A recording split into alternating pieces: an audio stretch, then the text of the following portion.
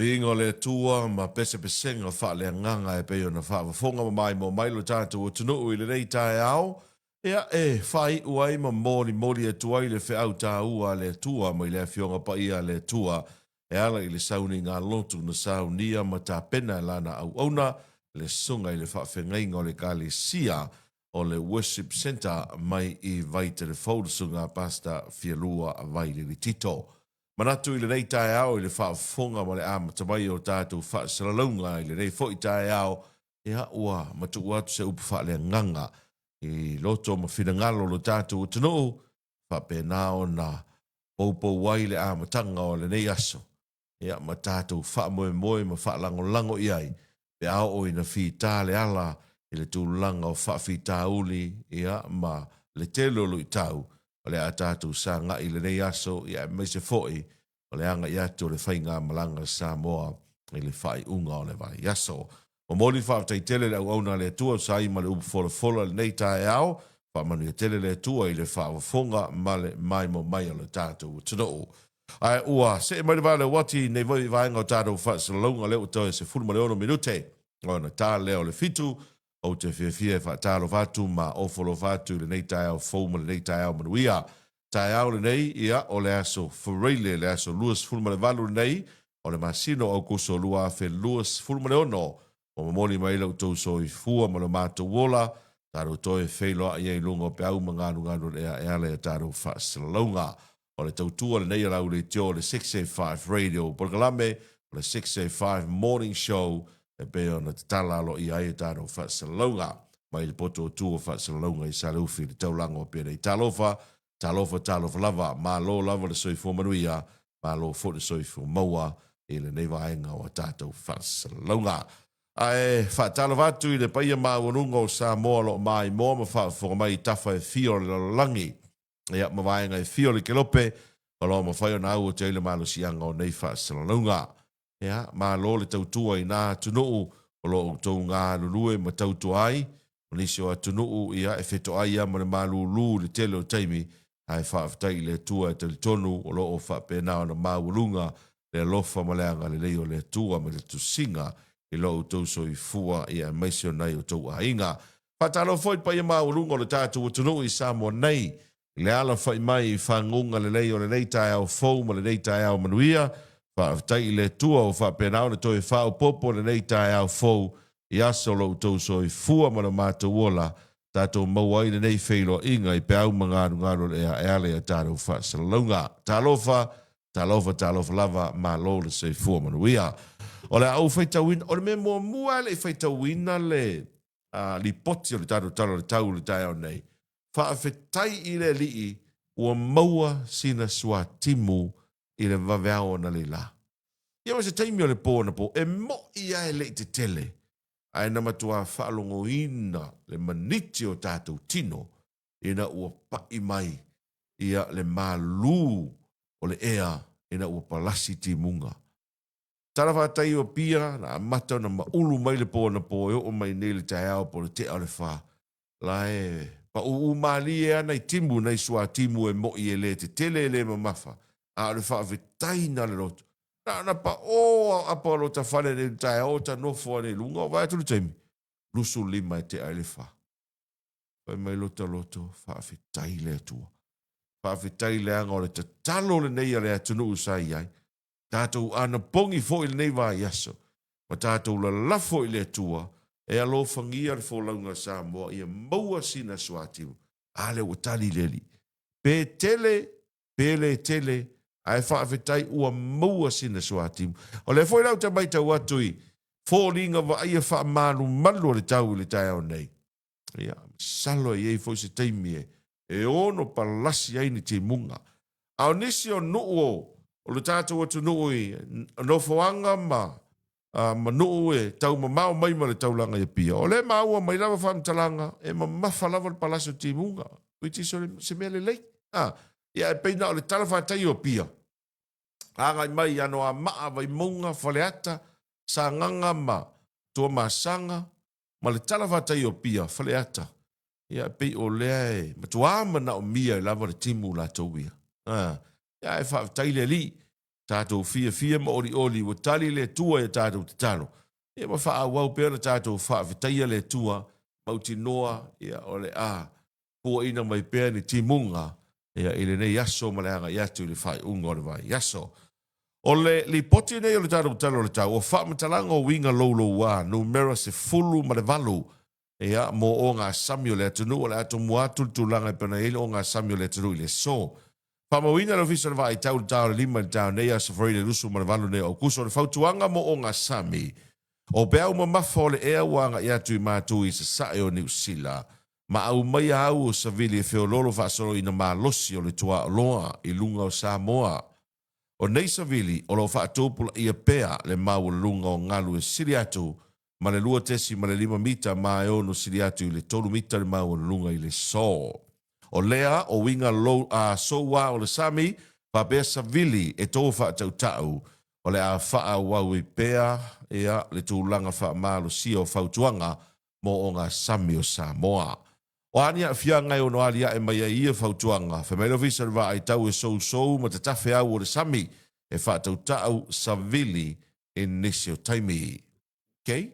Ia, se tautuana ane ia, vaenga ia le tūlanga e peona iai ia le li poti o le ngātai whale pol o ngā Sami o le atunu i le aso ina ia malu pui ai pele so i fua ia maleolo o le tātou o tano. Ai o le tātou talo le tau mo lau whanua o Samoa winga wa ai o le tau i le so o au o saviri e whiololo le malosi o le tua o loa lo ofitia ai pe Samoa mai au mai ao manai timo e a fiai le atunu i niso taimi. Tātou talo le tau mo polu le so e au o i niso taimi ma timo puu i niso vaenga o savili e whatau tau i niso taimi. E leo iei ni whautuanga po ni lapta inga o ni winga ma ale ale o le tau mo Samoa i le so. Ai o se vainga la tamai mo o tau savai, e a wo i niso taimi ma teimu puu i niso vainga o savili e whatau tau i nisi o taimi. Li poti na o le tātou talo le tau e fua iei fuanga e a matapinanga lo tātou o tunoo e le nei fo yaso la tau ia. Tarawati ato vi o tofa le lii va ai tau ia i New Zealand. Ia, wa umara vai aso talo le tau mo au kilani o le soe ma tele ina timu, ai au o foi mai malulu foi o no le malulu o savili o le vainga, e le se fitu se fulu lua i tu la e ma tele ina timu, e le ini la bata inga po o ni fautuanga o ni winga lolo wa o le tau, ia mo au kilani. Sila whaatai tele sunga tovi tofa, ia mo le talo le tau ina nei foi vainga o le tae ao la tau ia. Ia, se i share le tato live fa mole ia pa anga le tato pakalame ma le atunu talo atu le nganga fa aloalo nei tae ao so sonia nei ia share le tato live ia ma like le tato pakalame ma le tato Facebook page ia ma fa pena ona follow le tato Facebook page to titi lava ato le tolu se fulu ono afe o tato followers no no ta inga lava ina ia to tele niso i lato e ma fa ona follow le tato Facebook page ia e whapena o na whaingo fia ai o na e si le fia le au au nanga ma le tautua le 685 Radio. Subscribe pilunga o tātou YouTube channel e pei o le 685 Radio o le 685 Productions ia ma le siapolau tele whamune mole ia o le tatano le nama le tāno sanga nai le tātou o tunu ue nei vaenga o le tae au. Ai, talala tamai ia po le latest report o le tūlanga e peona iai ia lo longa le wa fia i nei le tunu o ne po le peona e si lo fia i le na o whaamtaraina i le aso ana nafi.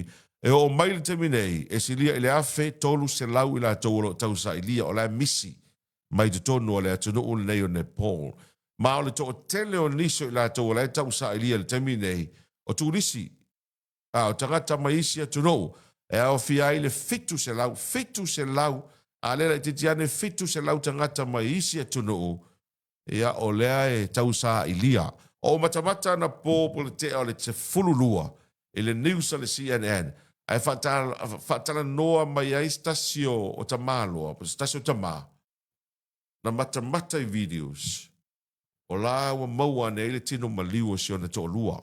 E ese le atunu ula iai a olo na to lua na malanga i to tonu e alu as a tourist. O lea la o nei o mga puka i le flight o le tamaloa e lele i te tonu a Nepal e alu sa ili po o whare whare mai le hata tia le tino maliu si on whare tua. What a sad story. Ea, Mkau kia lea i tu ai ngā whalawe whanatu. Tātou mata o mai lunga o penga te whailangi le whaingo tango upload atu i a footage i lunga o le tātou Facebook page le ason na.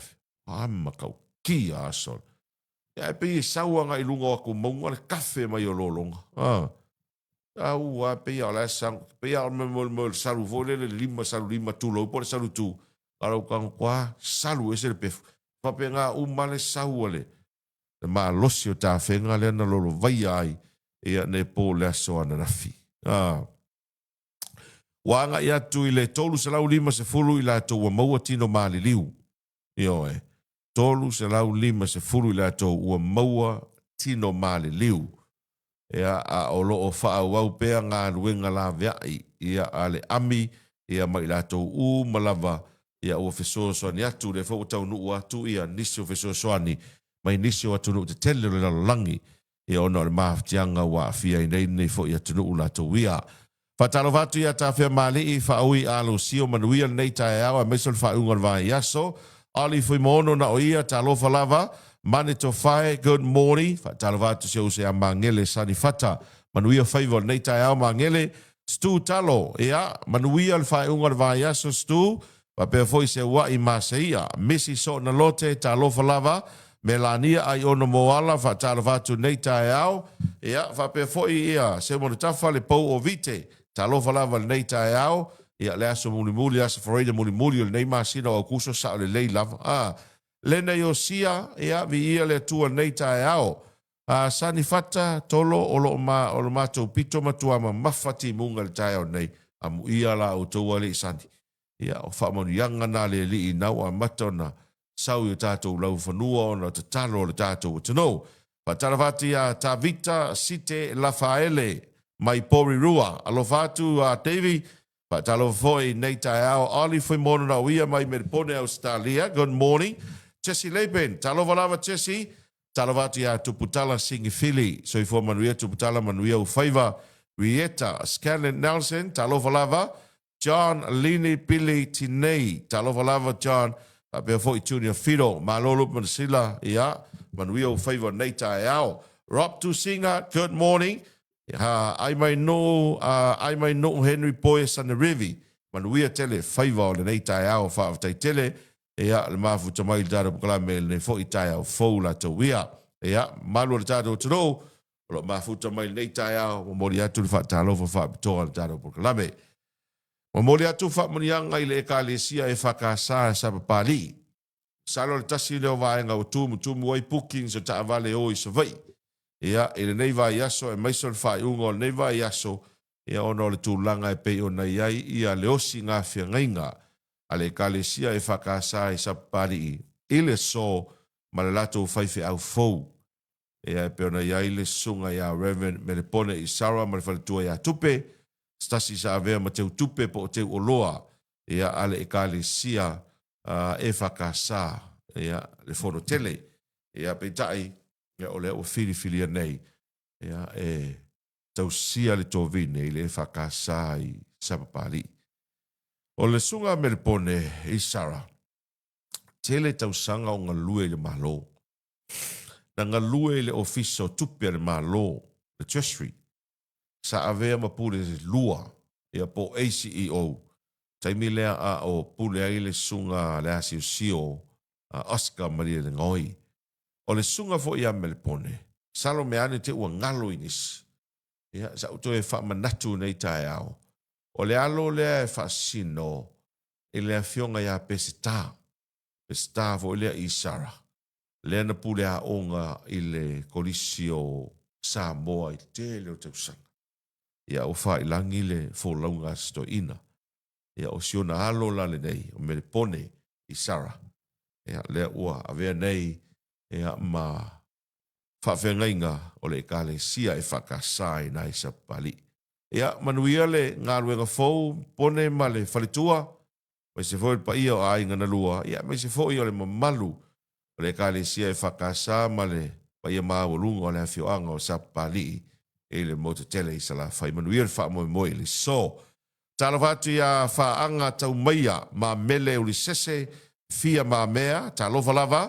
Ea ML Lancaster mai Peninsula te ata tu Peninsula i New Zealand ar posi vai au talofa ia va be foi na talofa ti la tole ma wa mai taro fa salon ole so foi o sila fia e te tau ona te ane le fai le fia le so o sau fa salonga ale komisio fai nga palota le tunu pe fia ni sui tau va mo le palota le titia vai mo tolu ai pe fia foi ni sui tau va mo le palota le titi a fale a lilitasi o le so e tau na mani noai e moni lava le ua mai au na whaalau i loa sui a le vaianga whao le tau pipile na mo moli le i pe tesa i le aso lulu ia ai whatoa alo ia pe a umo na saini le komisina o whainga palota ia ma whaalau i loa i le so noinga se taimi po le te o le whaanga i atu i le lima i le fiafio le so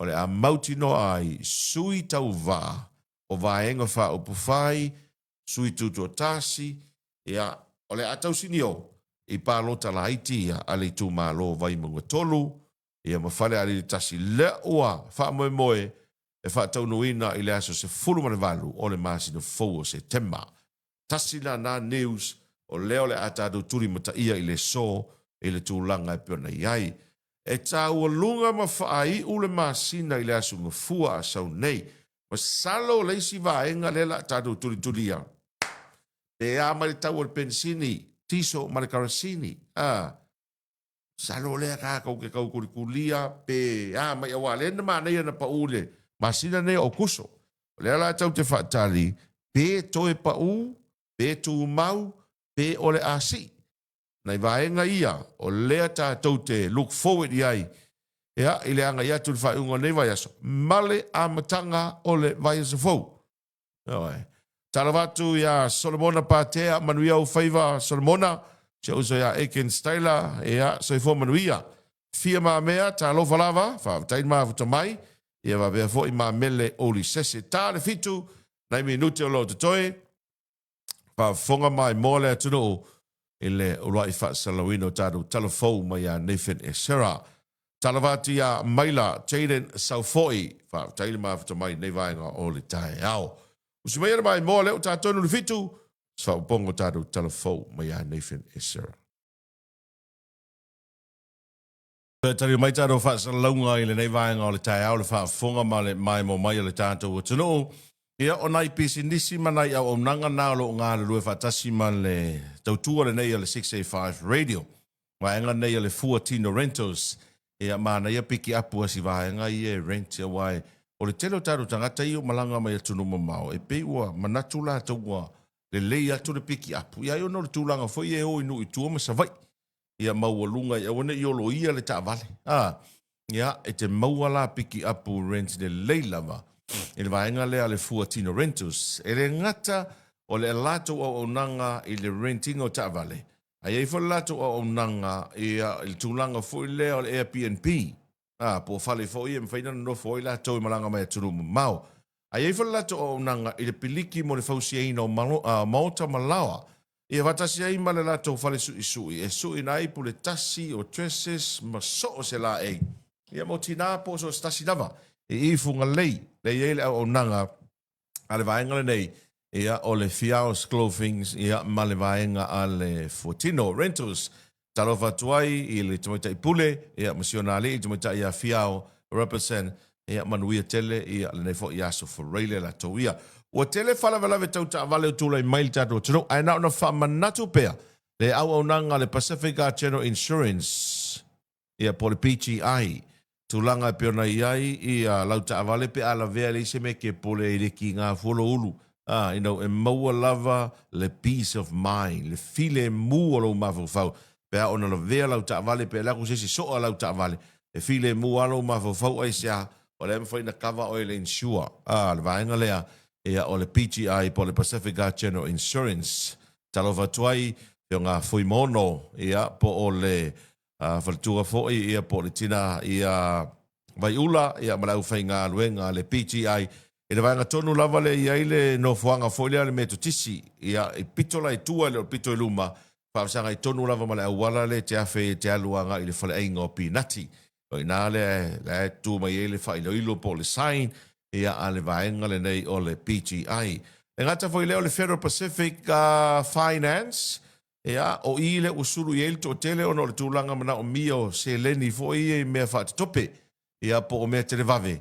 Ia mai se foi nisi o vaenga ia e te sida fia e fa faingo fia i lau nonga tupe e peilava usulu to tele e le tautua le vaenga nei ia o le Federal Pacific Finance. Ia John e o fila ma lau whainga luenga la tauia e whaingo fia lava o na whai e lau nonga tupe pe awa pe foi e te sila fia o lo o le leimea uma i o records e le tūlanga o le te tongina o ai tālafu ia sa wali na i le vaenga na o le Federal Pacific Finance Mose Feso Soni.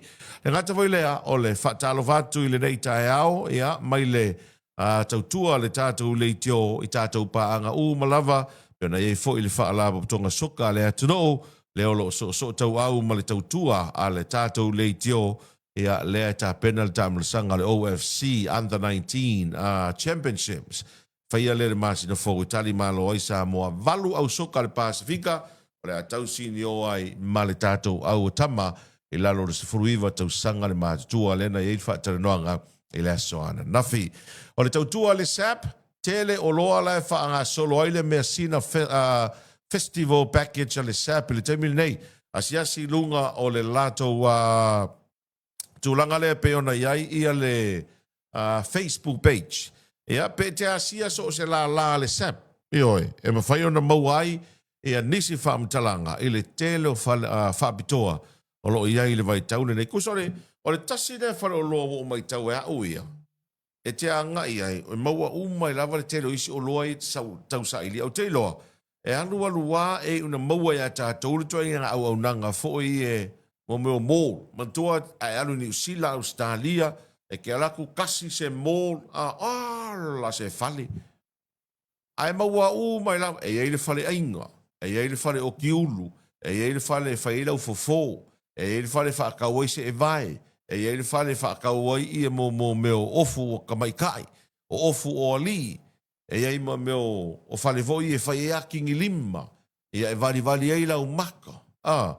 O tūlanga nau te loa e alua e una o il tātou o tino, tai peila o whate ta inga o lau whamatalanga, ai a ngā ilai i le foi, i le whaloloa le o le SAP. Ia, mantua e te oso atu resi pito, ia ai e urufafo mai resi pito, te le, na a mata lava le SAP la toui a leta te manatua me tau stationaries, po mea onga le whanau.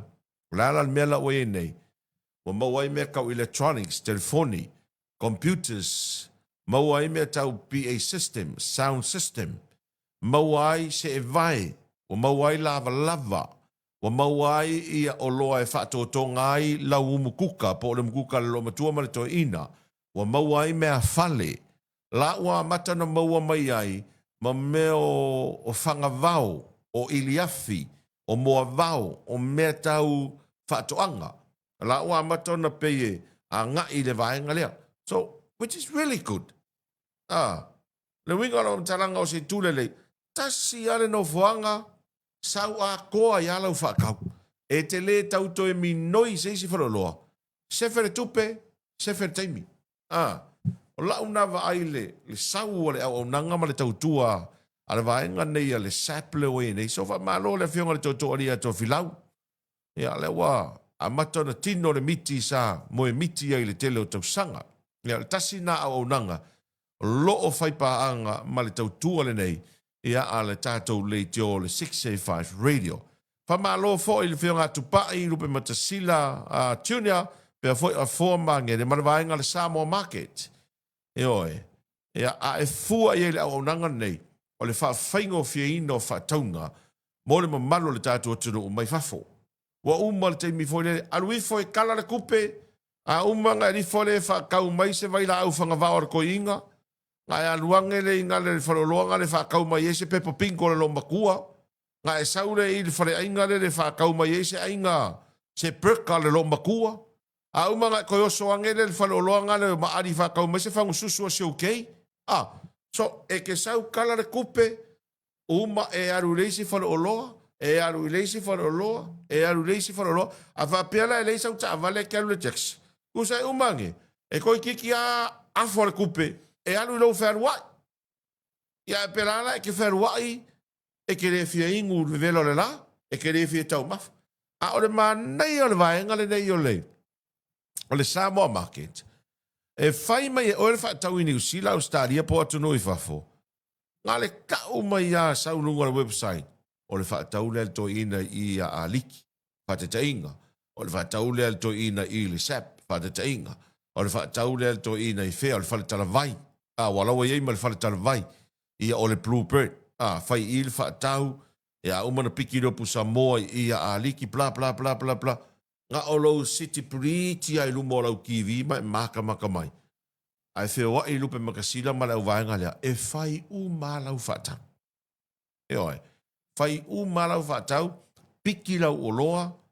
Ki liwa sa o akua i lou whai tutoa. O le tautua nā le Samoa Market. O te loa. O se wha mama a venga i o tāru tangata o lo mai mo. Wha whonga mea tunu mau. Ai maise.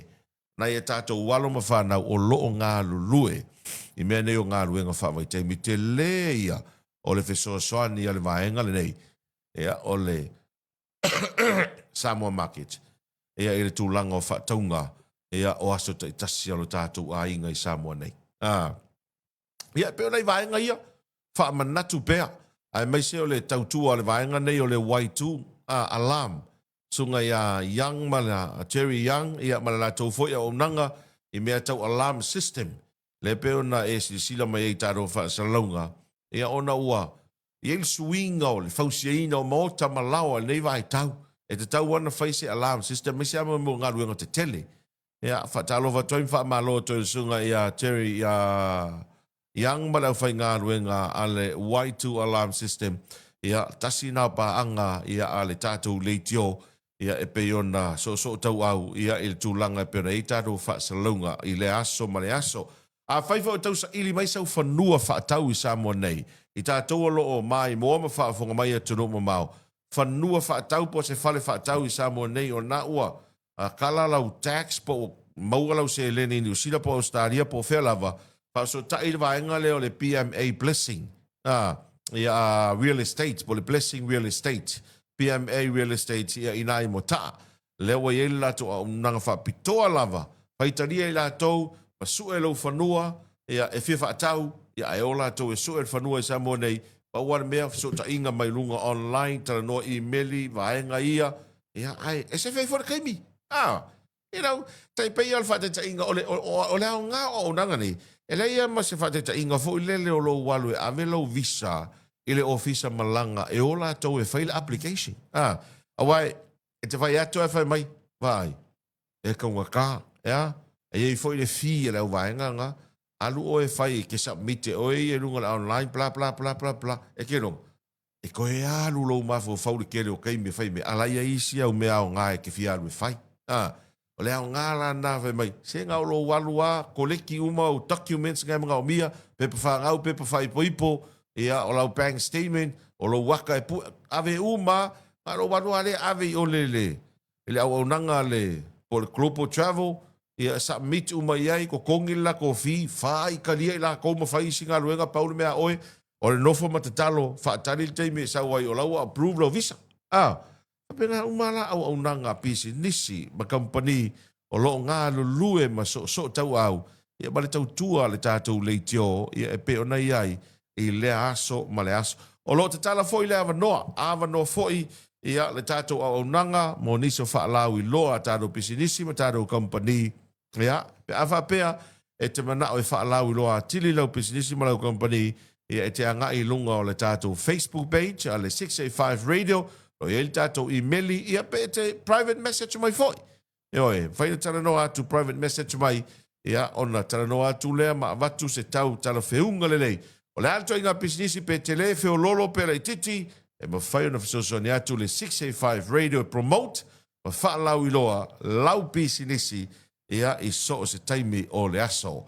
Pataravati a wharetoi, tuala tai leota, so wina tu i lii tu i langi Greenaway, va pe foi tu langa tali au, ia ma vai sa sala i le fulu, sa mita lau me foe ma lo le usu nei tai au fa tai tele ma futa mai nei tai au pa talo va fo ia toe au mua falelua asiata ki tiono na tuimonga ia fa tai tele ma futa mai dara bokalame ne fo tai au fola to ia ia bi ia le tua ma ua nei aso fo e fa popo ia so di so i fua ma le olo lo tatu tuno o la so fo nei e ma ua tu tongi o lista ta fa inga luenga o e company business tu tongi as fa le ma lo ia te lua va aso ma tu tongi as lulu e foi business ta tasi va aso ma tongi as lulu a te lo o le tele la business company e tu tongi i aso for really e o tu tongi i aso for really o fai tau atu ile manai o le nei aso taro proklame ia po o tātou vaenga le tūlau le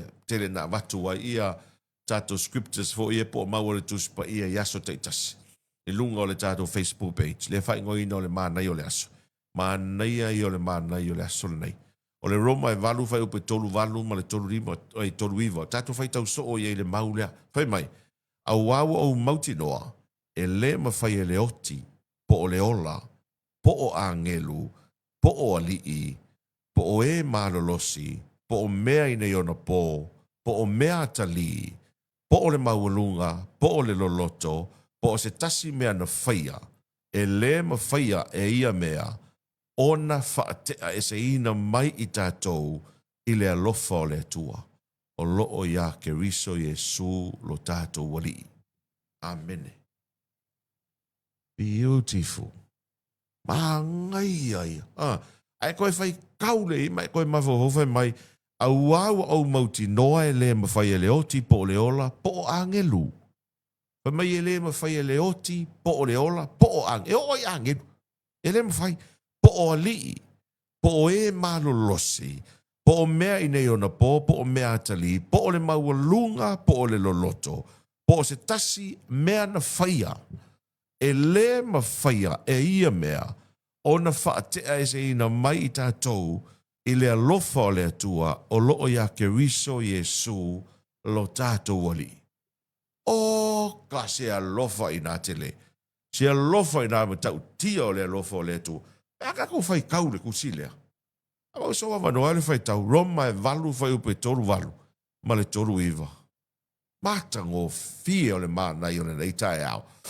Ia, whaamanuia le tua le whaafonga ma le mai moa le tātou o tunuu, tarawati a ti e se sua, ia kopo wharewhatu, vau e sea tāngoai, la foai soli malo, ia, i nai vai vase ma le ainga, pēr foi pe ia le fono, good morning, malo le usu nei tae au.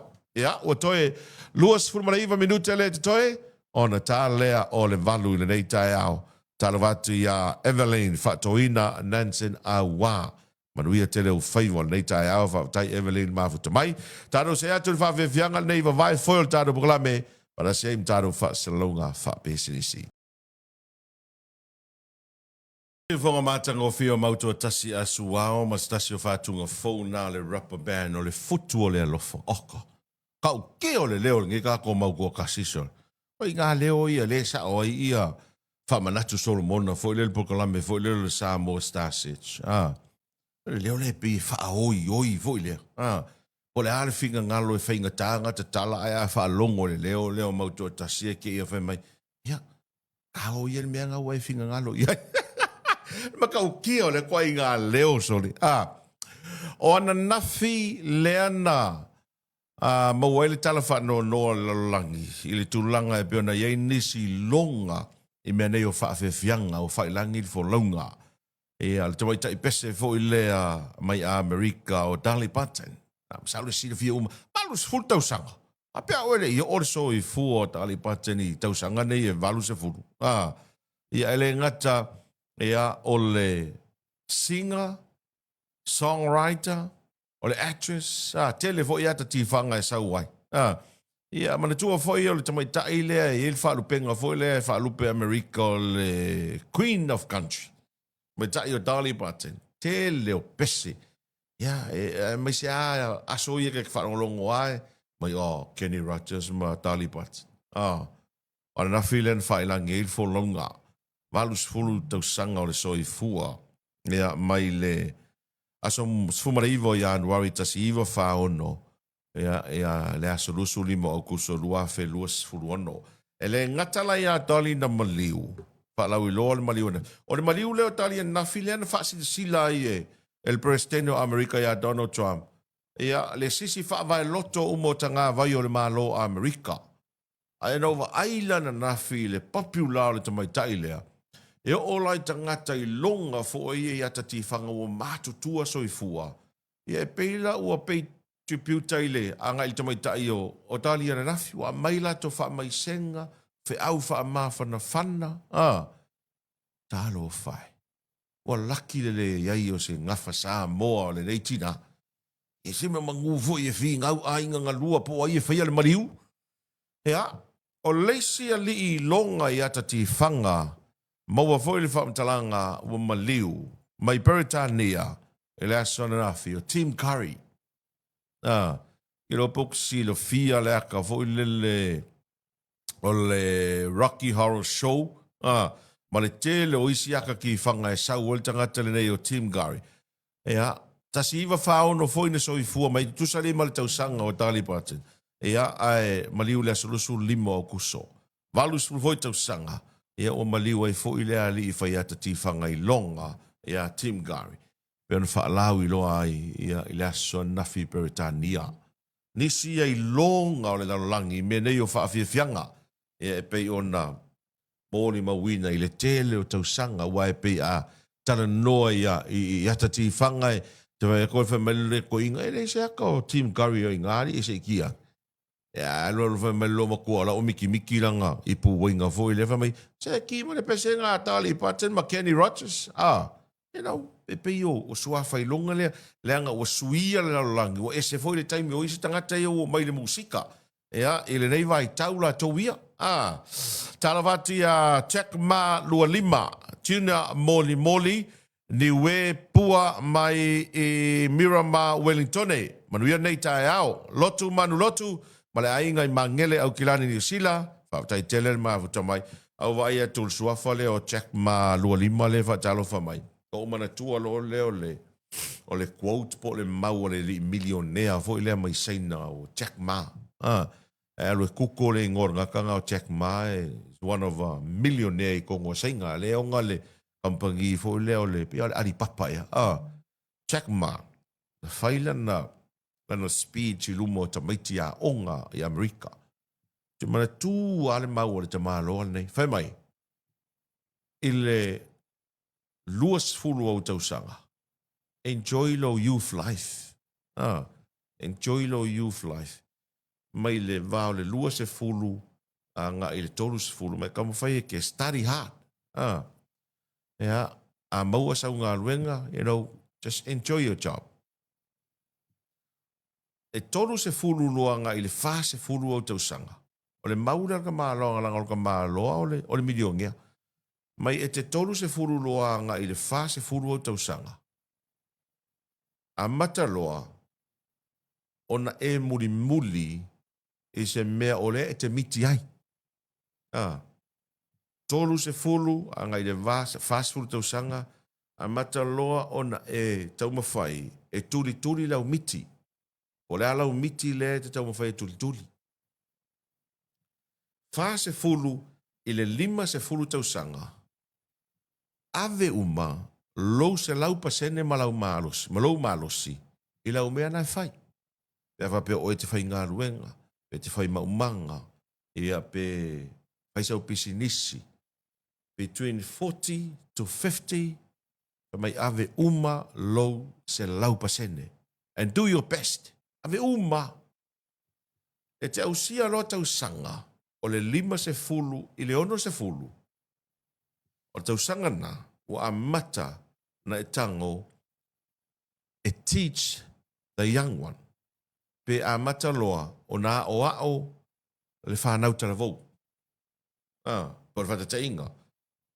A wape o le lima se fulu, le fast fulu ono se fulu tausanga, no inga wape o e sangata lai te whai ngā ruenga, wa e for many, whatever, a matalona no fo ya o ia tamaiti talavoupo tamaiti fo e junior staff o tangata laiti a matalona no fo ya o tai peve o tono le ainga o o le whainga leo le ingsingi, o le whainga leo le kāmuka, o le whainga leo le ainga, bla bla bla. Mai 5 a matana e tano e a o ia ta maiti po o vaenga tala vou. Ke ongo se furu loa i le fiku se furu kausanga. Mai Jack Ma, relax, enjoy your life. Nongo winga, ongo se furu fiku se furu kausanga, wa e alu ke travel. Wa e alu e ke a foi. Whaongo ngeo vai se makawhanga. Wa e alu ke relax, enjoy the life. Wapea sol, am ka ukia le. Fitu se furu a ngai lunga atu tausanga. Maka nga spend lau taimi mau grandkids. Parau ainga. Wapea sol, e makua wha si kepu le whaingo leo langa ma le advisor tangata leo Jack Ma. E makua o le ua manuia so i fua ma le o langa na ui mai le telo fitam, wha fita uli, ia ma le tele o nisio o afoi. O lui tau o le so i fuanga na ui mai e. Wai alu e whai kau le story o kaka ngā fia tusi taro sanga ma applications e ave ngā ruenga, e le pikia, e te ena. A ele I whaki ai, pe ele I kiwa apai. Ia le wa ave mga ma milion ngea. Ia o kākou, e ongo suruangi kau sanga o skoi inga la e whai ngā ruenga. La e amo are ko I kulou, la e laa I uka le maumang. La e wha ngoka. E koi foi. Ia walanga o Jack Mai o le sainga. Ia o kākou, e ongo se furuangi kau sanga o la e ki ngā le uru le whainga o le ngu umale. Ia nau wha koi foi. Ia e o ngā. E o ngā ngai whautuanga la iti e. Pou waile so I fua ma le ola la tau ia. A talo vatu ia tunia moli whapea foi toi lolo e se kia lilo. E alo mafuta mai au kilani ni usila I le nei taimi o le tae au leo ua toe se fulu ono minute. O lo te toe o na tā lea o le valu. E wha mua le tā le valu le tae o nei. Wha fonga mai mo mailo tātou tunu o I le toe wha salawina o tātou talafou. Mai a Nathan e Sarah. E tātou se atu I wha salalonga wha pisi nisi o nei tae au. E aile tau vanga filming po le puenga o mene yo ata ti whanga le tā ua o le so vai ak pole ale tau vanga le nei. O le tau vanga le nei o le whaingoina o le Pop 48. POP 48. O le tau vanga le nei o le tau vanga whase fulu valu I tū la. A mata mai le aso whaleile whao se tema. Ia se ia o I le aso sa ono se tema. Una winga next week. A mata ili tauwanga. O le tauwanga nei. O le tauwanga tunuu nei au fiai Cook Islands o Fiti ma Samoa. Cook Islands o Fiti ma Samoa tunuu nei. Lea tausini o I le tauwanga nei. O I la taune nei. Ia, o le tauwanga kusa o lea e whaatupe pe whaanga ioi umalwanga nei o le Pacifica TV. O le Pacifica TV. TV le tele na au mai ei whaasala launga talonga fo e New Zealand ma Australia. Le au mai a nga I le TV1 matamata ile o tātou. O le tāua la le tauwanga nei o le Pop 48. Kusa o le kauwanga o le puenga mo o le short film. E fili la teams fo ia mai le Pasifika. Na whai ale o le tauwanga la tau I te tonu o Cook Islands. O le Vaka TV la a Cook Islands. O la tau nai host. Ai 8 teams fo ia ese e tau e wakua pe kua koru pe kua wha. Nga wakua leo la kou pue la kou whao ngā I meo telefoni whea vea I telefoni la leo le Samsung S26. Pu e umma I lungo le telefongi mea umma. Ere te lungo le telefongi. O Fiti. O le TV ale maa lola e host ai. Ai ei foi la team SS o Fiti. Ia po le FBC TV. O tātou I Samoa. E host le TV1. E host le TV1. Ia le filming lea. Ai SS la vaenga. E ei tātou teams whaapitoa. O lea tau sinio ai. e tai peila o teams whapitoa tātou lea e tausini o ai le vaenga le nei. Ia, so kanga kausu e aku le vaenga tonu lava lea e tonu lava le fo i le vaenga le o le ta ala na ta ua o tango e fa leo atu ia le vaenga le mo le sila fia le tātou tunu. O na i le taimi e te tala mai ai le vote, le pālota. E le taimi e te tala mai ai le vote. E mana o mi ai la le vote atangata Samoa. Le anga o le tauvanga. E whakauwā whakungu. Usa e tauvā tātou teams i nei. E ala fo i ei ma teams a isi atu nuu la tau ia e whaila tauvanga. Le ala i ei tātou teams ese.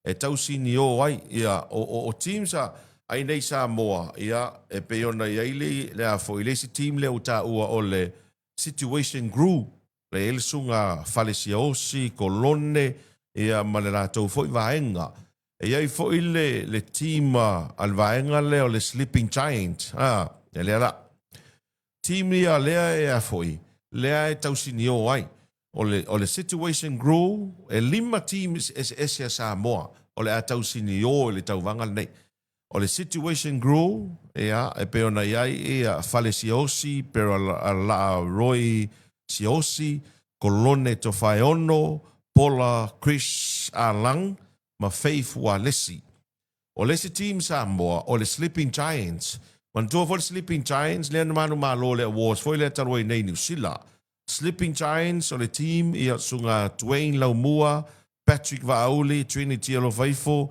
ia Josefa Dominico e Nari. O lesi team, ia o le team lea ale Mermara Pacific Media, o Anetone Sanganga, Tunia Sami, Matosi Maya Tupua. Ia o lesi team, o le Samoa Video Production, Tiati Tivou, ia Tiolen Kwan ma Pira Anai. Ma lesi la team, ia o le Titan 685 o Joaquim Retty Smith ia o Tuaitau Stone Fonoti ma TJ Ropati. Wala na o ta ua le vaenga lea.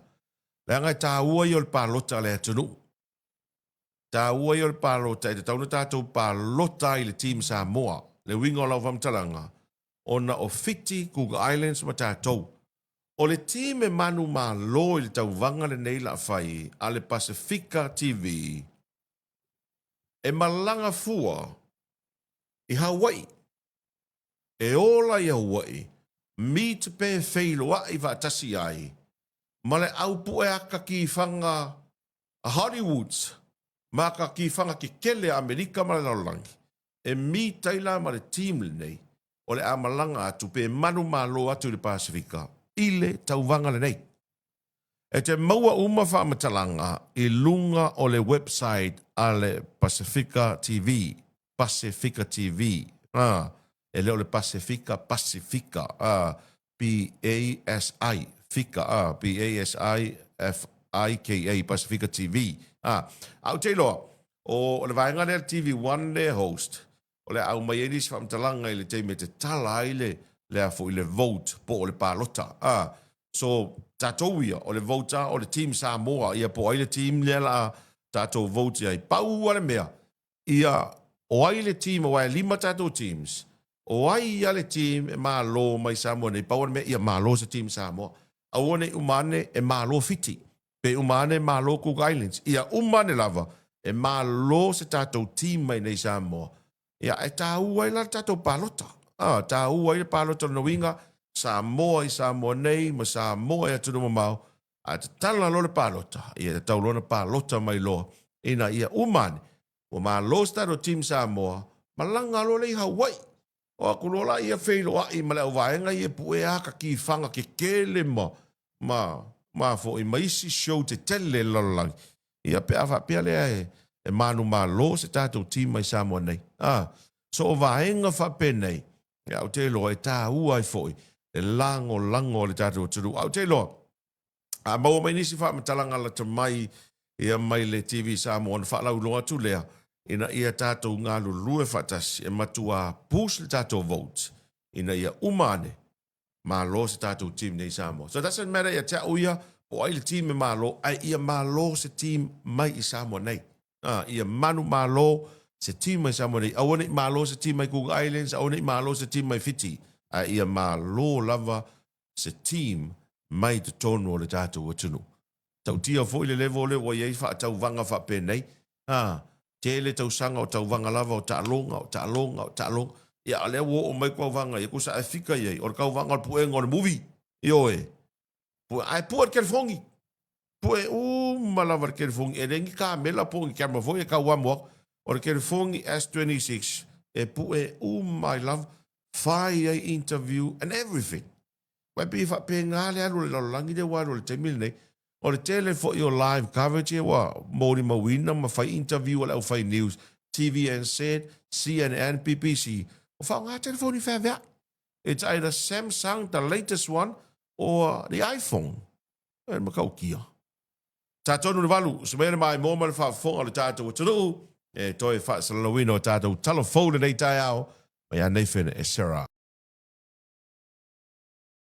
Telefone lona toi fa salawina ma ya nei fene Sarah be fa fonga mai mo ma nei tai ao toi mo umala vale o te lenga o tatou telefone va pe misi e toi lunga o le tatou Facebook page o le 685 radio pa se vo I ma le tatou YouTube channel o le 685 radio YouTube channel toi mo umai lava le o te lenga o tatou telefone vai aso a tole nei pe va pe misi e te oe sfa pongo tatou telefone ia I le tatou fitu ma le tatou le valo ai fa talavati a lene nga uta pe voi wele pe Smith ngalu mane mana roads na nai tala voi a tavita male tona tano ai ono e a salai vao tona as fiu vai o le lofa a levi si anava te vita ki oa si anava lo fatu ia toe uso ma le to lua pe foi isi tolo paulo ta lofa tele lava I le nei tai au fa taile ma to mai ne foi vaenga taro fa salonga wo usu to tele o le tato o no I fe au manga ruenga o lava singa foi o le nei aso e ile anga le o le tua e foi pui nga le li mo tatou fe o inga lungo le o le tele o uta maltai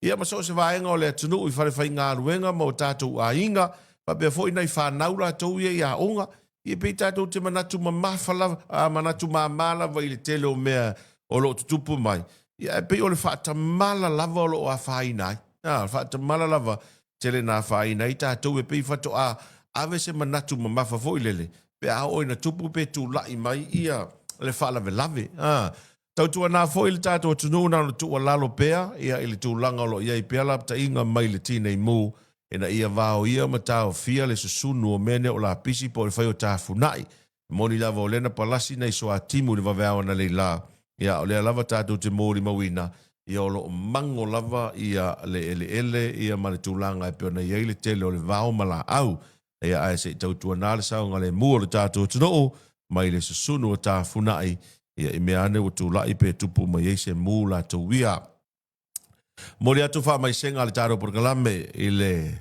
tamai a toala e teru ia maisel tua fine ia eme ma le ainga ia ona o le vala aupa ia le tua I le tina ia lasi ia le ana mori mawina o na toi sa uninga ia po ala na family service I le aso ana nafi ia ma o le sole o wha moe whaiai ia o na toi sa uninga ia o le tina ia lasi o le faletua leo le sunga toala e teru ia po o le tina leo le tamaitai leo pese I longa ia eme e teru mori e tuai wha maa whananga ma wha mai senga ia al porkalame nei foi vaenga o le tae au oi foi ni a inga o lo mai mo ma wha whunga mai ia o lo o fitia I le au po ngisao na o le vala au pa ia le atua ia I le au maa whana o le ri Tala wa tuspa ia vai mai amu ia e loto wha nonoa a ua e wha maa whana ina I la tau.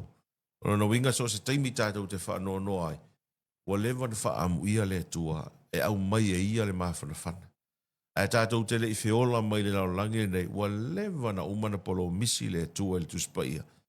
So se taimi tātou te wha nonoa ai. Tā pena masau nia e le maa whana. O awai mea ti ngā ma mea whainga tae o mai lo tātou soifuanga ma lo tātou wolang. O tātou ainga. E fiu upu e tau whaafile e mu ma wha ma whanawhana. Ma tau wha toa toa. E nei whalongo lo la ia. Tātou tuu I le atua. Na o le atua. Le angal paua ngā o le mea kā kou ke mapu ai. Ma mau ai lo kā kou file e mu. kako ku i le ali. Kako whaalango lango ma wha moe moe pia i le ali. Ioi. Ia ai ona o le ne vai tau e. O le whera inga fau e tātou te leo whaalongo ina le leo le tua. O le tātou te whaalongo ina le musu musunga le anganga pa ia ma le tūlanga pe ona iailana whaalinga o miti ma le tuspa ia. Pe ato e watusa atu I lava I teimi o Noa ma Abrahamo. Abrahamo. Oi. Ka whewhe pe ngā o mai ngei vai kaimi e kākou ke whaalongo inga lava le wala au mai o le leo le atua ia tātou. Ai ronga I so kākou e koe anga sala. Pea koe foi. Ai ronga I so kākou e koe anga sala. Ia e lango le nei vai teimi. Ia e pe o le musu musunga le anganga pai. E a tātou fuala I le teimi nei o le tātou te whaalango lango I le musu musunga le anganga pai. Le kele o le mau musu musunga lo ia ingei. Ioi. Kele o le mau musu musunga. E whai o le musu musunga le anganga pai. O la hae musu musu le mu mai. Le musu musu fo se au ko lua. O si au kenge, o si au peipi. Ala fo e musu musu mai le isi de Facebook. O le musu musu o le kua oi. Wa kele le mau musu musunga o ia ingei vai kai. Wa le ilo le po le alme afai. E ngā lua la ia fai mai. Ea, o whina ngalo mali lia le tātou ainga. O le musu musunga mai le li le nei aso e te tau ona. Tātou oi ave le tātou si. Ia la awa le vanga fai aku ia. Ngai ko inga. Se malie. E le si I kākou I o. E le ai. E le o le whainga ngā le whaavai ngā sau. Wal kākou ai. Ia e pewa. Mo whao ngāla vele. E o tātou tangata. Ma tātou umama le lalolang. E peo. E kaula I le suafa o le ri. E kaula I le atua. Le winga la kom talanga le kako whao ngā inga. E rau e whainau whapea. Kako apiusinga. What I mean, we abuse it. O le alu o lau launga. Pe rasa u kala e whai. O le whinga ngalo le o le atua. Ki nganga e loe le o le whinga ngalo le o le atua. Ale whai mai ei. O le musu musunga le mai le ri. O le lalo langi o musu musunga. Ai o e ngauta. Ai pe le mea ngā. Ea. O sa vali mai. Ma lia lo whinga ngalo. Saka kalo lava I le ri. Wharongo upo. Saka kalo lava I le ri. Po le almea kaunga whai. Au mai ale musu musunga. O ke sa vali mai a ke oere ko inga. Pe whai. Pe ia. O le si foi kanga. E po le ale le ai. Le whainga kanga. Na te tala o lo na whina ngalo. E alu aku lo le ko inga po lo makua e whai mai. O le musu musunga mai le akua. Me sole ia fa pe la o le ua musu le li o ia longo winga la e para ai fo ngaka ia fefe fo maka o ke fa mai ia o le e ui ai le kara si o ko lue a ua ku alanga le e fai mai o le musu nga le nga pai ia a vaku ia a ke ia le ua ave ai pe fia se lau fa ko foi langa la ia le story la o ka ua la le story sa o ale la fa ku e le story o skama la o fai au ka mingi o lengo ngofo la skama ma long faltua lengo ngofo skama ma long faltua a o te istama le watu le sta mai tai o te mai tai le o te amolon tolua a o ke ila skama ke minga le fai au skama o te ila stama le watu le te mai tai le o fa mai e ele me no sau e lau sunga. Pato lo stam. Ia, sau ia e se mea. No sau. Pe main musunga le tua e. O oi o lo to lua.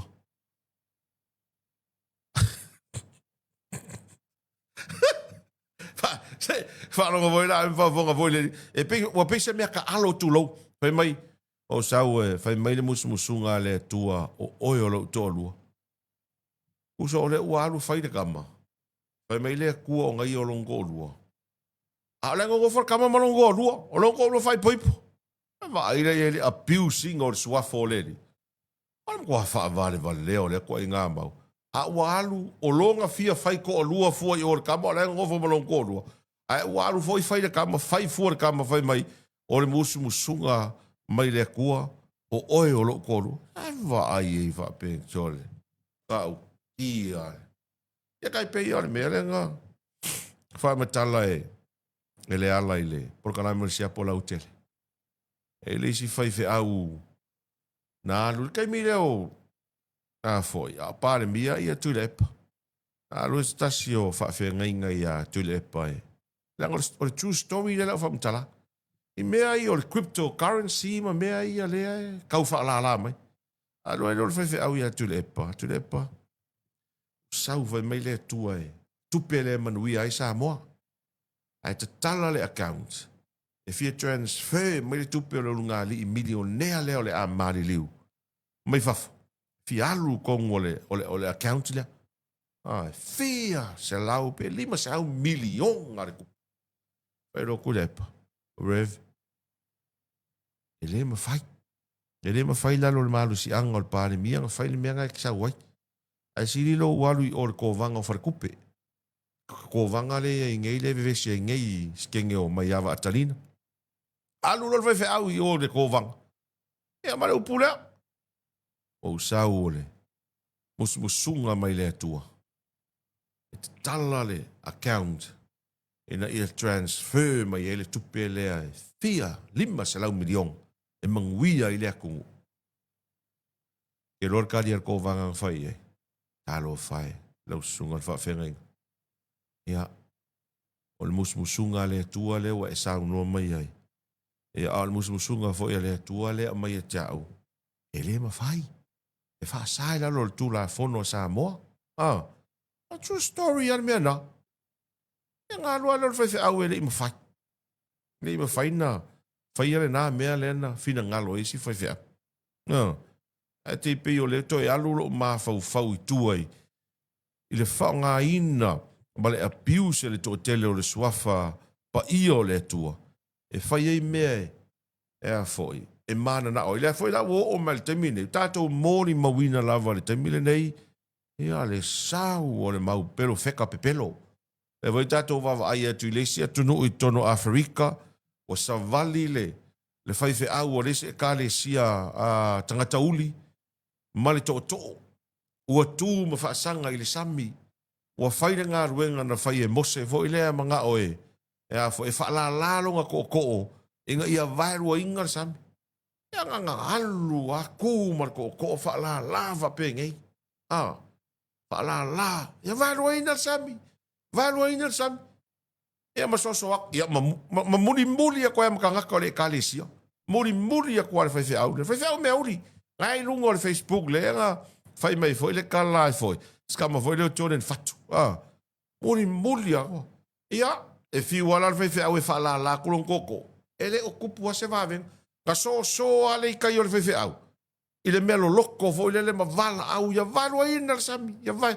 Ia o langa e kalesia le muli a kui kua mai. Amen. Valua ina sami. E vai a kuru whaiwhi au. Ai. O whawhaki mai ngalu vo o le mea mka ukia le mea rasau. Ia kia i lo marko ko o whari mai lo. E li lo marko. E li mai lo mar whaiwhi au. E vai ngā makua kari e ka ngaka share so le ka ngaka. E vai le iei le. No meo pero wheka pe pelo. Whao ngā ina o le suafo o le tua e peo na iei le nei vai tau. Ia kako whai keke fo. Nge vai kaimi e. Telo i la tau e whao ngā ina le suafo le li. Ia wane i se e tia ai le tō whama le rautanga fo i o le tātou o tunu u la tau ia. Se mara vale wati nei vai ngotaro whaasa launga le ua se furuwaru minute o te ai le valu. Wa usu le tunu i whiau mga ruenga manuia tele lava singa o le nei aso. Whai le mu o tātou whaiva. Ia matau tua nā saonga le mu. Ia matau tua nā fo i lo tātou o tunu u wha mole. Tūlanga e peo na iai ia mea tō tino le tātou malo. Whai ilo ia au tafo le auala, tātou traffic light, ka lone la pisi, ma so se vaenga iai mea tō tino le malo. Wha mole, o le malo sa moa e leo le malo Nigeria. Aua le whaalenga ina. Tātou tausi e mea tō tino le malo o mea tangata sa moa. O tātou e ana mea ia. Ai aua nei. Tusia pe spray pe whaaleanga. Toi telefone tupe le malo e toi alu wai. Ai tātou se atu whawewhianga nei. Ma vai fōr, bokalai mo le 685 Morning Show. Talavatu pulenga malau whainga luenga le sāpile nei vaenga o le tae ao I ona la la se tono le tātou o tunu e me se fwilana la la le nao le se oriana ia I mangele I au kilani ne usila. O te lei lope o e mata I le taamala sanga le whanga solo nei le taimile nei to tonu o Beijing I sainga. Taamala sanga lea mo meo Robert whakangaka fo I e le whai. Kusa e peo ni taalonga Olimpeka. Kusa le whaingoina o le World Humanoid Robot Games 2026. O makamaka ia ngafi. Mo meo whakangakai o vai le lua afe. Whatangata ia robot. Meo ropati e po aia whasa moa. Whatonton. O vai le lua afe robot. Whai le kuunga se lau mika. Pā le whangapa. Whakua whai ma le kuunga. O whapera.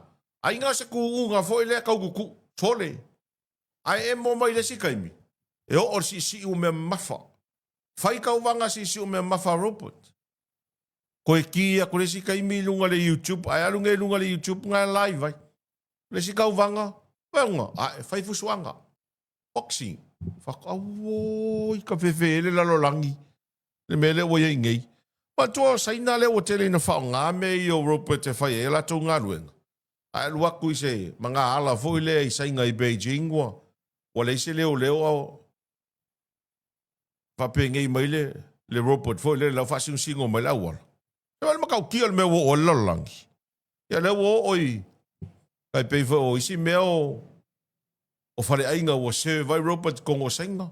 Ia vai le wa whai le tauwanga. O vai le lua awhi robot le wa whai le tauwanga. A o tauwanga o taalonga pe o taalonga o Olimpeka. Boxing. O le awhoi. O le tamoe. O le track event. Ia, ma le si o me mafa. Ma le kele o kalonga. Kalonga umai e. E whai e taro tauwanga o kalonga o Olimpeka. Taonga ngā lai. Whai e kauwanga le au robot le kongo o Beijing I sainga lai. Whanga solo le taimine. Le po a fe umai. A maka whanga solo mai lava I le. A matanga o le vai asu. E vai le mea wo o ele lalo laki so ka fe eri. E ke we moe le po e. Lua moe malo ko lua e ke whari on kai. Ua le lo ko lua ke vai a ko kau kala mai se robot e ki oe. E vai makau kia le mea wo ele lalo langi so. E ka fe e. Tarawati a Maiko Siaki. Ea Michael Estete New Sila. Ea, manu I tele nei tae ao, pe foi leuso ia tunia. Whaamanatu Siaki, Jessica John, talofa lava. Aute Samoa, good morning. Charlie Afato, talofa lava. Spartan, talofa lava. Ea, mapisa I malo ua maua pailate. Talofa atu nei tae ao, whaamatei tele. Mafuta mai, telefonia fionga. Ea, good morning. Tavita Romano, talofa lava. Ea, mai lato umalava. Ea, tava ufua le to lau mai.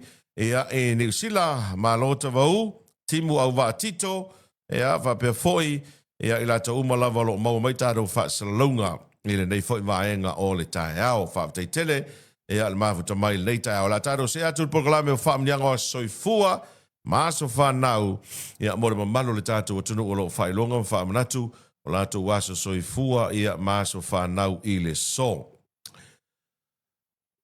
Whamunianga nei whaivaenga o le tae ao, o le whamunianga nei mo le aso whanau mo le aso soifua, o Kenneth Teito, whasu whatau sanga I le so, ko I loa sia mamea, lima su tolu tau sanga I le so.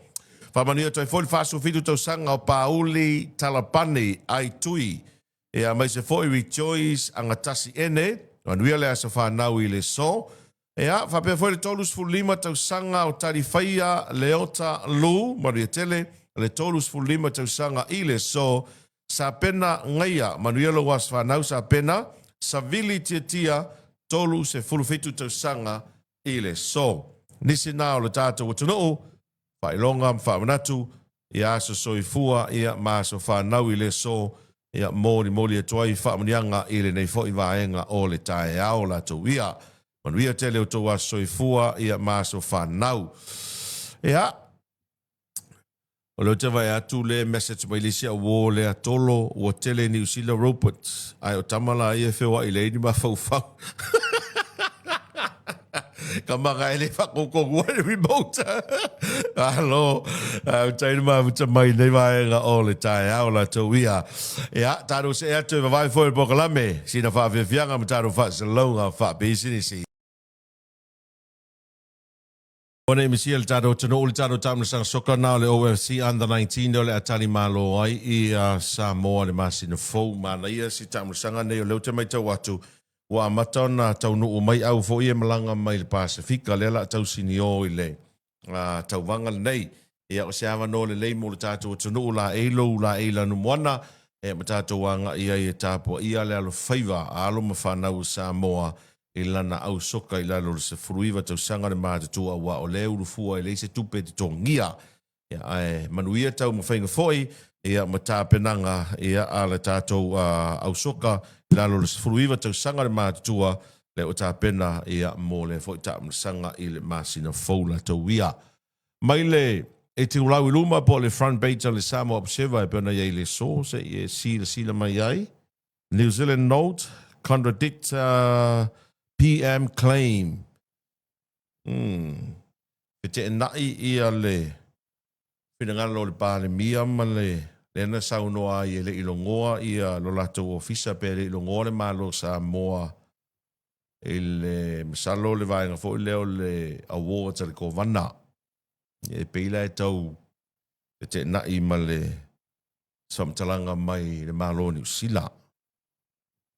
Ia pēna tā ua le pokalami o le siapo lau tele ma tā upune nei, pe o lewa lu ngala lo fina ngalo wha alio le atu nuu saunoanga le te itai o le malo no whaia i le mautafono le pāle mene e le ilo ngoa ia le malo sa moa i le varauria wha apitoa le le malo ni usila. O Februari o le tausanga le nei na avelitu sia lai komisio ai foe. O ni usila nga i Foreign Affairs.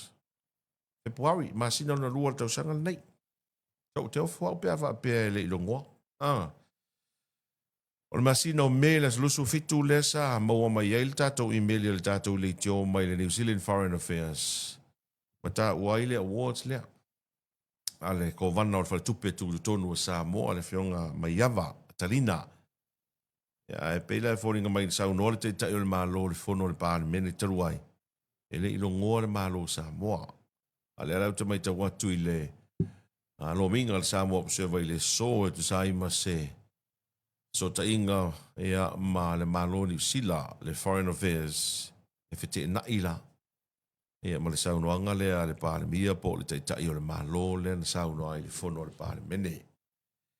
Io nei mata upu nai nei foi vai taula tau ia le loto i whalo le tātou tuno ea e wa tarawatu ia ka lolo pea ea manuia nei tai au whao tai tele ma futa mai upulasi mauala so i fo manuia nei tai au ea wa be foi fa talofan fa maloa tu nei ave ta vale i lunga le au tele e ali fa le toi ma nei ai mai ropa le vainga nai fa tai tai le faingo umu pe mata na te mawhaia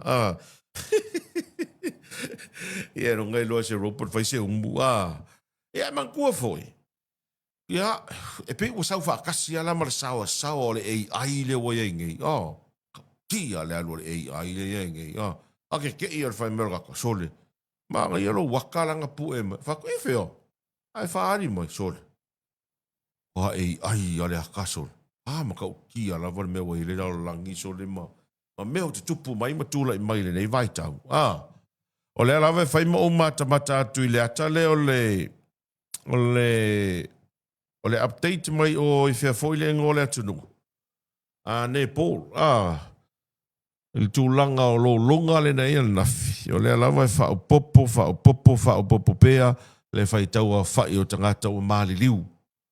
Ia au a matona where leidu tonu i o le atunu ia a inga o tangata mai Amerika, Australia, ia mai se tunu o le nalolangi Peritania. E o e tausa ili la tu tangata tūlisi. Na malanga i te tono ne Paul e oe e a foi e malanga siasi whaaturis e ala e pei e fōringa mai ia ua mauti noa ia ua e pei ova male afe mo na tupu i la tō ua foi ua maali liu ia e wa aia ngi foi le kūlanga o maoka ma whale o a inga soli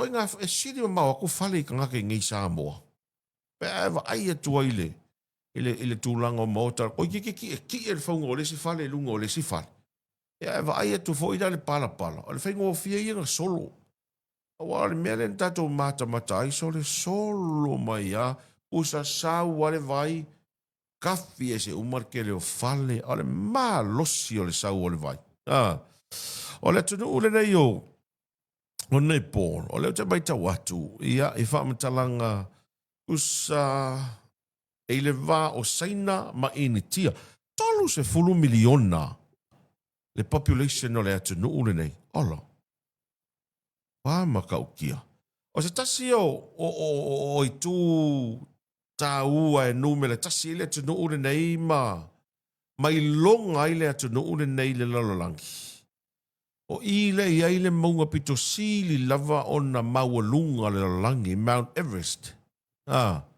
Le tele tangata e o e mana o e konga le maunga lea pepe e lunga marako ausia. Ia e wako amare ko e foi mai mali liu. Salo, tolu se fulu miliona le, fai tau au fai. Big country. Ke le akungu. Ia, ai fai tau atu lai le news nei tae au lale ua, lata i le fase lau la toua mali liu, tino mali liu ai o maua. Ai, ova i le afe tolu se lau lai tau sa ilia. O matamata atua nei le isi video ngang sau mai o i Nepal. O le tino maliu tu lou, o lai upea i lunga o le vai vo i le menga lolo vaia. O si tamala, e iai lona ke le lopo se fili aulo, e po se kaukalinga aulo. Ua leo atu la te ngata e tau soani au mai le tino maliu. Ai ua ako ka e wako me pegi fasina au voe ngale. E se ai le kaukalinga aulo, mani mo le fili aulo. Feri soli. Uso o la wango le aulo au au mai le tino maliu o le tangata la tau ia. Ia ko inga voi. So i fuanga le nao, le iei atunu te tele ne le lalaki. Tele le population, tele le tamau a inga, ia ai tele voi tangata mativa. E no nofo ai, ia i toa inga atunu te tele nei. Tele voi wha mai e, pepesi mai ai. Toi su 5 minute ona, ta leo le iwa, ele nei vaengo tātou whaasa launga mai, a tātou pesa nei, tātou whaasa launga wha pēsini, si toi taliu mai na tātou se ele le taulunga, ma le whai unga le Porkalame o le 685 Morning Show. Tolu minute le tōna tāle o le iwa, tāle iwa nei minute le tōna taulunga le Porkalame o le 685 Morning Show, le ua tātou se mai ai, manatu le ua, toi tau nuri tō tele o le tātou o tonu i whale whai ngā ruenga, i se whaolo mai mō mwha mai atu nunga mamao, ia manui au tau whaiwa nei aso, mai se leanga i atu le whai unga o le nei weekend la tau ia sa iai tātou tunu i whiau mga ruenga i tae tunga mga pātia i le nei wā iaso. Whai unga le wā iaso, nei le test nana lua a le All Blacks a New Zealand ma le Springboks Afrika Saute, leo tamai tau atu mai ona whili le au o le Springboks, so leo toi fo i mai latu ka peteni ia i le flenga numero 1 le li o sia kolisi. Ele i taalo nga mua po le test mua i le vā yaso na se mawai atu nei. Ai, fitunga ina o le au le Blacks, leo tamai tau atua mai ana toi fili mai ia ele li whaia onga, ia o le au le Blacks o la tu props o le li o Chilts Power ma Tyra Lomax. Ia o le huka o Corey Taylor, o loka tu pouwa ai ma Fabian Holden, o le flenga numero 1, leo le ata alo ile li o Simon Parker, numero 5 o Luka Jacobson, numero 4 Aris Savea, o le halfback o Cam Roygan, o le first 5-8 o lo whawau peana ta alo ile li ta levo ia Ruben Lau. Wingis furutasi, leo ta mai tawatu ua mua ta alo ai Leroy Carter, o le second 5-8, Sulua o Charlie Barrett, Sulutolu senda 3/4 o Quintu Baia, o le wingis e furufa o lo tu maua e pea Will Turin, ma Damon McKenzie i le tūlanga o le fullbacki. Whaleo le aua le All Blacks o Asafo au mua, Xavier no mia le ua mai le aua le Hurricanes le ua toi kō latu e sui tūlanga i se tasi o prapo le aua le All Blacks le ua whamanu ria, a le aua luatua test loa. Ia, whaleo le aua le All Blacks, Asafo au mua, Xavier no mia, Fletcher Newell, Patrick Tuipolotu, Peter Lakai, Kylie Preston, o Anton Lennon Brown, ia ma Charles Mopi. Lisi na o le au o le o Blacks le o whaalau ilo mai, mo le ta'alonga ia ma le au o le Springboks Afrika Saute, ia i le whaai unga o le nei fwoi wa yaso la tauia. Talala tamai Solomona, ua tuina tu nei ia le lipoti a le vaenga o ta'alonga le Pasifika le ana tali malo ai po le audit report. Lipoti al so tusi e mai ta'alonga le Pasifika i le lua olu a tolu le ana tali malo ai Solomona mo le taimi mua o leo avatu nei le ofiso leo Solomona.